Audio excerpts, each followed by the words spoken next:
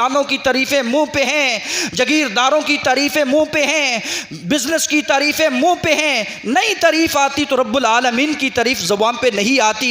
तारीफ़ कीजिए उस मालिक की जिसने तुझे आंखें दी, जिसने तुझे कान दिए, जिसने तुझे इतनी प्यारी सूरत दी, जिसने तुझे नौजवानी दी, जिसने तुझे जवानी और हुस्न दिया, जिसने माल और दौलत दिया, जिसने औलाद और शोहरत दी, जिसने तुम्हें इल्म और इज़्ज़त दिया।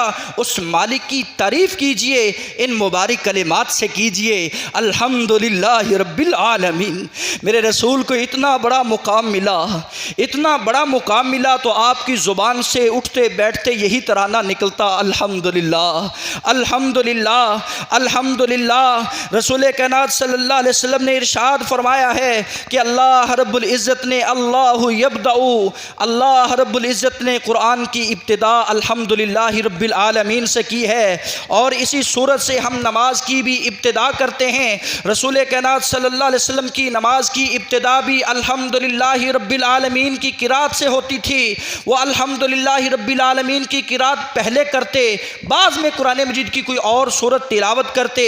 इसीलिए रसूल कायनात सल्लल्लाहु अलैहि वसल्लम के इस मुबारक अमल से मुझे और आपको ये पैगाम मिलता है, खुशी हो या गमी हो, खुशी हो या गमी हो, हर हाल में अल्हम्दुलिल्लाह का विर्द न छोड़ना।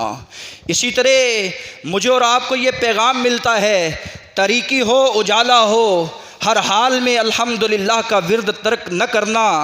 इसी तरह नमाज हो या क़याम हो, रसूल कायनात सल्लल्लाहु अलैहि वसल्लम अल्हम्दुलिल्लाह रब्बिल आलमीन को तर्क नहीं करते थे, इसको छोड़ते नहीं थे, इसको ज़रूर पढ़ा करते थे।